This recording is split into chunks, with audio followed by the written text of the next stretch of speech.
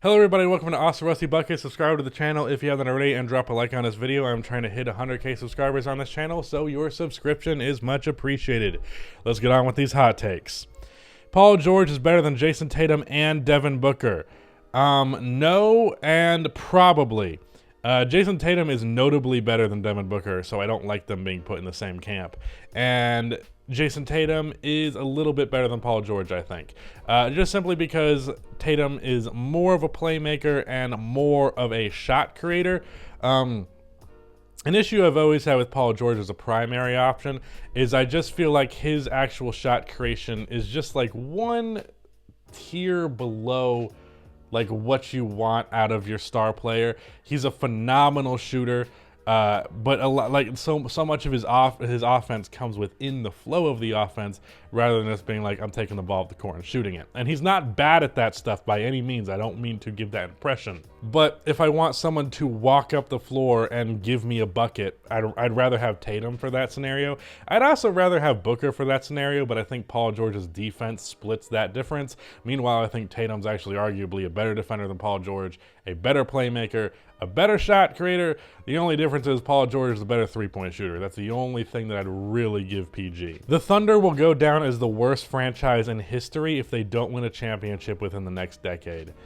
It is going to take quite a bit in order for them to catch up with the Timberwolves and the Kings in that regard. I would even throw the Knicks in there as having an argument for that. Honestly, the Knicks might have it above anybody else because they have the longest history. They do have a championship that happened within the last 70 years. So, or anyone just period, because they won two in the 70s. Exposed to casual, not well versed in my 70s championships. Anyways, the Thunder would still have to do a lot in order to really gain that title.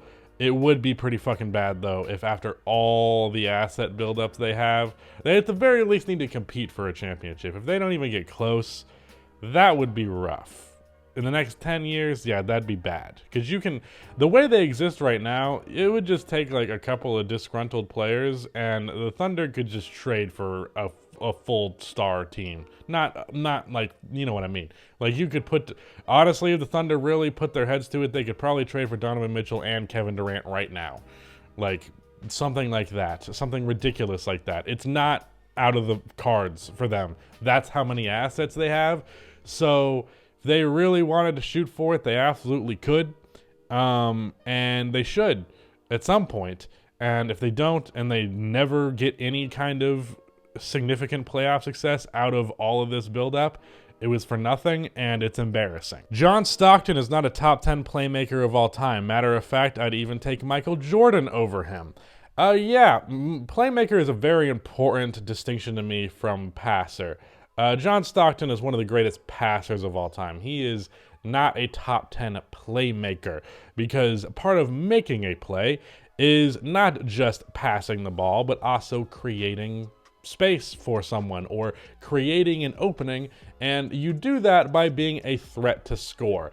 I think very little of players who are great passers and aren't threats to score. If you go and look at some of my all-time rankings, if you look at what my criticisms of players often are, guys like a peak Rajon Rondo, I think incredibly overrated, because if you're not going to put pressure on the defense, you're not going to create that many openings, so that means the passing that you're doing is finding the open man and not making that man open, if you understand. It's more nuanced than just how many assists per game someone averages. So you can take someone like Michael Jordan, who averaged like 5 assists per game for his career, but the amount of openings that he created for his teammates through the fact that he was such a unbelievable scorer, that kind of shit is more valuable than 14 assists where you're just finding the open man every time, or more realistically, passing to a pedophile who scores within 3 dribbles because that's how he scored his 30,000 points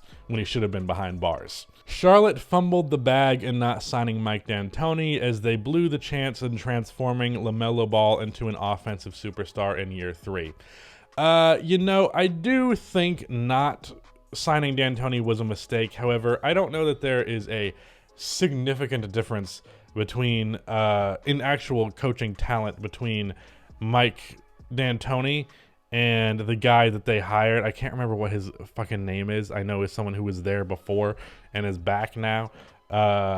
It's bothering me that I can't remember his name off the top of my head, but he is also a okay NBA coach. I don't think D'Antoni's a great coach either. I think they're both okay.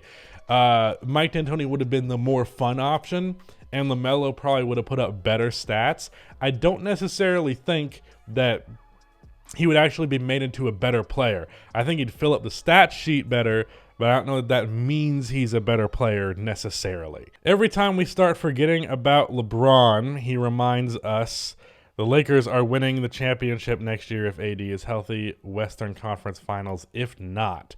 You're thinking they're making the Western Conference Finals if AD's not healthy? No. I think there's a chance that the Lakers can put together a championship run after Russell Westbrook is no longer on the roster, but so long as that is the current arrangement of the roster, there's just simply no fucking way. And as good as LeBron is, he was good last year, and we saw what happened. So there's not enough to overcome how terrible the roster is, even with a healthy Anthony Davis. So roster needs to be retooled, then talk to me. The people are demanding a Charlotte Bobcats throwback night. No, they're not. The Charlotte Bobcats is easily the worst merchandise and logo and team branding overall in NBA history, and up there with I can't think of college teams that are worse. I'm sure there's some because I'm a college casual. I'm not even a casual. I barely know shit about it. But like I can't think of even a high school jersey that I've seen that was uglier than a Charlotte Bobcats jersey. Truly perplexing that managed to exist for years. Like holy shit, it's actually the worst. DeRozan does not match last year's production. Vooch is washed, and the Bulls end up as the 7th seed behind the Bucks, Celtics, Hawks, Sixers, Cavs, and Nets if Kyrie and Kevin Durant stay. I mean, yeah, that's all very well possible. I'm going to be a little bit more optimistic than that, but it's possible. I won't argue with you on that one. I will say, I think DeMar's like what he did to contribute to the Bulls is a little overblown in terms of how important people think it is for the Bulls' success. Because when the Bulls were at their best, DeMar was averaging like 24 a game and not like the 29 that he ended up averaging.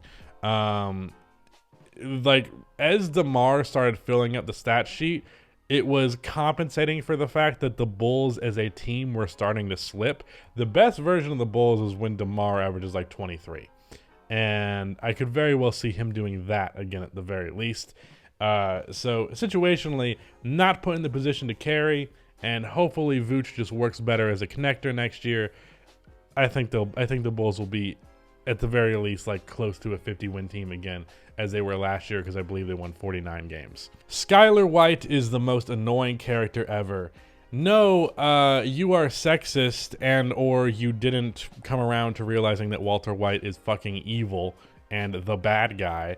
And other than maybe being a little bit hypocritical by helping him launder his money, she is pretty much never not in the right in the entire show.